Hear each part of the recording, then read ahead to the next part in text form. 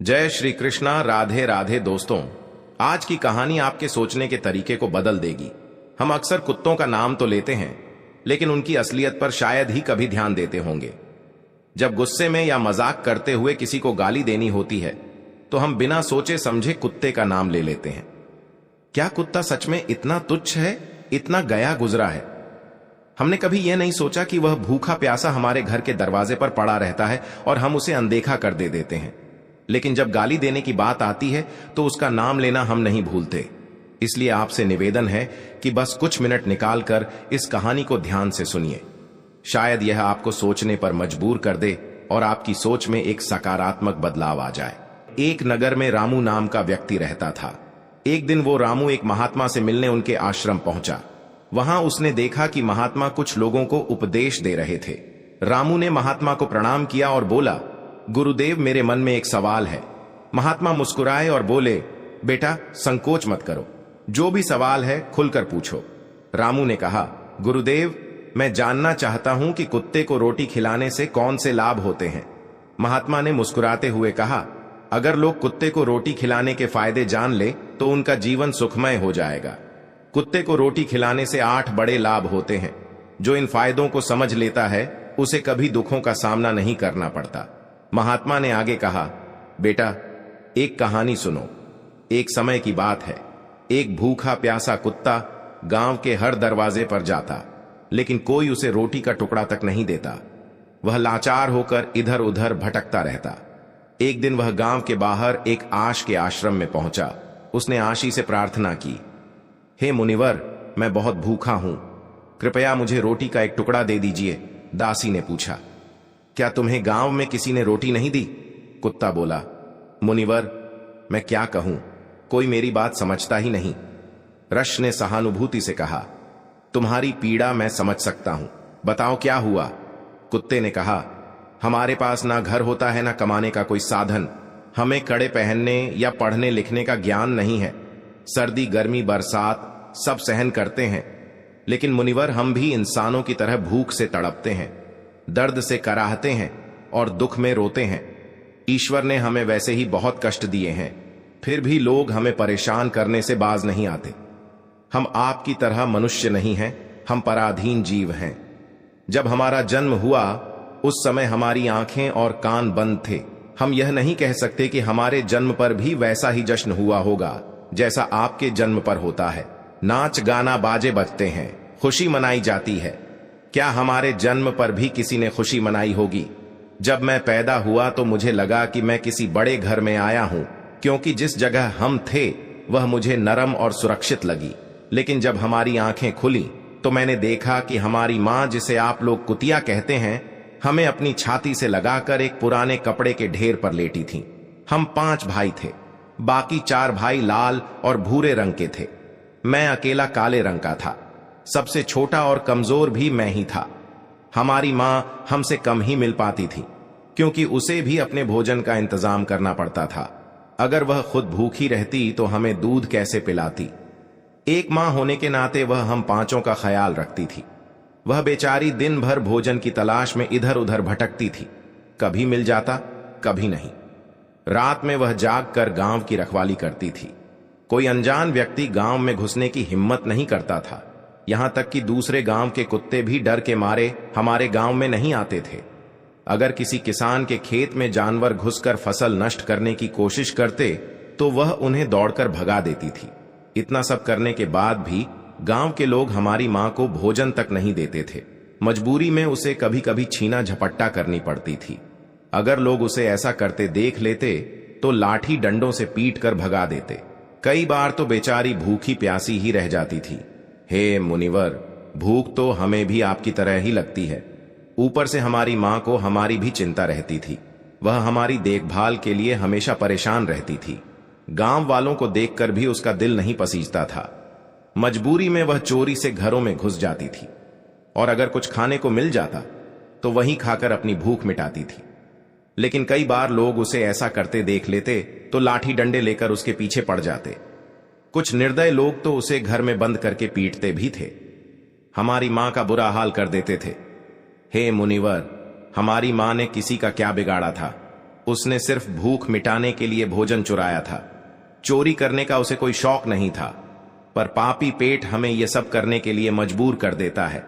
एक दिन की बात है, बहुत जोरदार बरसात हो रही थी, ओले गिर रहे थे और ठंडी हवा चल रही थी। उस कड़ाके की ठंड में ठिठुर कर हमारे 3 भाई मर गए। उस दिन हमारी मां बहुत रोई थी, लेकिन मनुष्यों ने हमारी पीड़ा को नहीं समझा, क्योंकि उनके बच्चे थोड़े ही मरे थे। फिर वह कुत्ता कहता है, हे मुनिवर, अब हम सिर्फ 2 भाई रह गए थे। हमारी मां हम दोनों की अच्छे से देखभाल करने लगी। एक दिन उसी गांव में एक सेठ के घर दावत थी। वहां कई तरह की मिठाइयां बन रही थीं। सेठ जी के घर बहुत से मेहमान आए हुए थे। हमारी मां खाने की तलाश में बार बार वहां जाती थी, लेकिन लोग उसे दुत्कार कर भगा देते। किसी को उस पर इतना भी तरस नहीं आया कि उसे 1 रोटी ही दे दें। 1 रोटी देने से उनका क्या बिगड़ जाता। मेरी मां बार बार सेठ जी के आंगन में जाती और दूर खड़ी खड़ी देखती रहती। जब दावत शुरू हुई और भोजन परोसा जाने लगा, तो वह भी वहीं जाकर पूंछ हिलाने लगी। तभी भोजन परोसने वाला आदमी किसी काम से भीतर चला गया।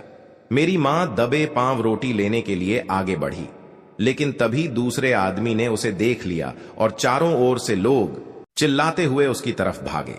मेरी मां घबरा गई और भागने लगी, लेकिन उसे वहां से निकलने का कोई रास्ता नहीं मिला, क्योंकि सामने से लोग लाठी डंडे लेकर आ रहे थे। घबराकर मेरी मां दावत में भोजन कर रहे लोगों को लांघ कर वहां से निकल गई। हे मुनिवर, मेरी मां इतनी परेशान नहीं थी जितनी कि वहां दावत में बैठे लोग हो गए थे। वे सब उठकर खड़े हो गए और कहने लगे कि कुतिया के लांघ जाने से भोजन भ्रष्ट हो गया है। वे आपस में चर्चा करने लगे कि अब क्या किया जाए, क्योंकि खाना खराब हो गया है। सेठ जी तो फूट फूट कर रोने लगे। कुछ लोग कह रहे थे, भाई, कुतिया के लांघ जाने से भोजन खराब कैसे हो गया? उसने खाने में मुंह थोड़ी डाला है, वह तो बस ऊपर से लांघ कर गई है। शहरों में लोग तो कुत्ते पालते हैं, उन्हें घर में सुलाते और खाना खिलाते हैं, इसमें कोई बुरी बात नहीं है। लेकिन उनमें से कुछ लोग बड़े घरों के थे और उनकी बातों ने किसी की नहीं चलने दी। वे कहने लगे, भोजन तो भ्रष्ट हो गया है, यह अब तो खाने लायक नहीं है। आखिरकार उन्हीं की बात मानी गई और सारा भोजन गरीबों में बांट दिया गया। उस दिन मेरी मां को खूब पेट भर कर खाना मिला। ऐसा सुख उसने जीवन में कभी नहीं पाया था, लेकिन यही सुख उसके लिए बड़ी मुसीबत बन गया। भोजन करके वह वहीं आराम से लेटी थी। तभी सेठ डंडा लेकर वहां आ पहुंचा और उसे बुरी तरह पीटने लगा। उसे भागने का मौका भी नहीं मिला। डंडों की चोट से वह दर्द से चिल्लाने लगी। मां की चीख सुनकर पत्थर भी पिघल जाता, लेकिन उस निर्दय सेठ को जरा भी रहम नहीं आया। वह लगातार पीटता रहा। मां की आवाज पूरे गांव में गूंजने लगी। तब कुछ लोग वहां आए और सेठ से बोले, सेठ जी, जाने दो, भूख में तो आदमी की भी बुद्धि खराब हो जाती है।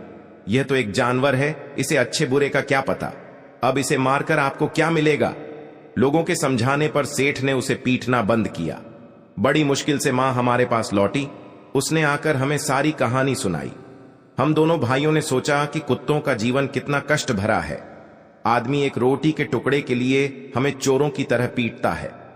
कितने निर्दय हैं वे लोग जो हमारी पीड़ा नहीं समझते। फिर वह कुत्ता कहता है, हे मुनिवर, एक दिन की बात है, उसी गांव के बाहर एक ब्राह्मण ठहरा हुआ था। उसने अपने भोजन के लिए एक जगह चूल्हा बनाया और उस पर दाल चढ़ा दी। इसके बाद उसने आटा गूंद कर रख दिया और कुएं पर पानी लेने चला गया। इधर मेरी मां घूमते घूमते वहां पहुंच गई। उसने आटा देखा और सोचा कि शायद इसका कोई मालिक नहीं है। यही सोचकर वह आटा खाने लगी। उधर ब्राह्मण ने कुएं से देखा कि उसकी आटा एक कुतिया खा रही है। वह दुखी होकर रोने लगा, क्योंकि वह भी 2 दिन का भूखा और थका हुआ था। कुछ लोगों ने कहा, अरे ब्राह्मण देवता, इस कुतिया ने आपका भी आटा खराब कर दिया। कल इसने सेठ जी की रसोई भी बिगाड़ दी थी। ब्राह्मण दुखी होकर बोला, भाई, मुझे क्या पता था कि यह दुष्ट कुतिया मेरे आटे के पीछे पड़ी है। फिर ब्राह्मण ने लाठी उठाई और मेरी मां पर टूट पड़ा। मां ठीक से आटा भी नहीं खा पाई थी, लेकिन लाठियों की मार उस पर बरस पड़ी। महीनों तक वह लंगड़ा हुए घूमती रही। तब हमें समझ आया कि आदमी कितना स्वार्थी है। हम उनके लिए कितनी मेहनत करते हैं, उनकी रखवाली करते हैं, लेकिन वे हमारी तकलीफ नहीं समझते। आगे वह कुत्ता कहता है, हे मुनिवर, हमारी सबसे बड़ी गलती यही है कि हम उन्हीं मतलबी इंसानों के अधीन रहना चाहते हैं जो हमें दुख देते हैं, जबकि हमें प्यार और सहानुभूति से देखने वाले भी लोग होते हैं, लेकिन हम उसके कितने काम आते हैं यह हम कभी नहीं जान पाते। भक्तों कुत्ते न केवल हमारे घर की सुरक्षा करते हैं, बल्कि वे हमारे जीवन में कई अन्य सकारात्मक प्रभाव भी डालते हैं, जिनके बारे में बहुत कम लोग जानते हैं। महात्मा ने कहा था कि यदि मनुष्य कुत्ते को रोटी खिलाने के महत्व को समझ ले तो वह जीवन के कई संकटों से बच सकता है। आज मैं आपको बताऊंगा कुत्ते को रोटी खिला के 8 ऐसे लाभ जिन्हें जानकर आप हैरान रह जाएंगे। जब घर में रोटियां बनती हैं तो पुरानी परंपरा के अनुसार पहली रोटी गाय के लिए और आखिरी रोटी कुत्ते के लिए रखी जानी चाहिए। महात्मा का कहना था कि यह नियम भगवान ने बनाए थे, लेकिन आजकल लोग इन नियमों को भूल चुके हैं और इसका नकारात्मक असर उनके जीवन पर पड़ता है।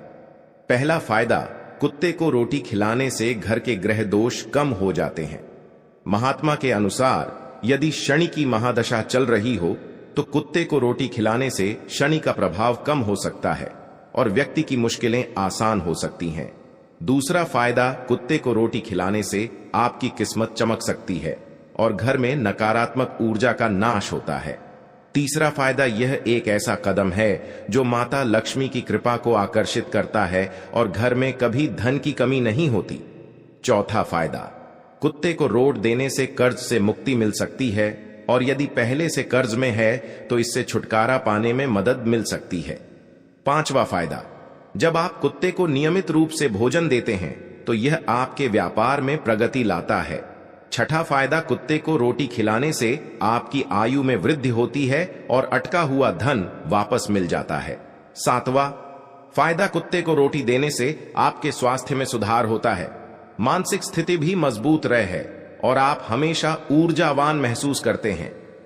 आठवां फायदा, भगवान को सभी जीवों की चिंता रहती है, इसलिए जब आप कुत्ते को रोटी खिलाते हैं तो भगवान प्रसन्न होते हैं और उनके आशीर्वाद से आपका परिवार सुखी रहता है। महात्मा ने यह भी बताया कि जब कुत्ता रोता है तो इसे एक अपशकुन माना जाता है। यह किसी संकट या अनहोनी का संकेत होता है, इसलिए कुत्ते को कभी भी दुखी नहीं करना चाहिए। तो दोस्तों, आपको यह जानकारी कैसी लगी? कृपया कमेंट सेक्शन में अपने विचार जरूर बताएं।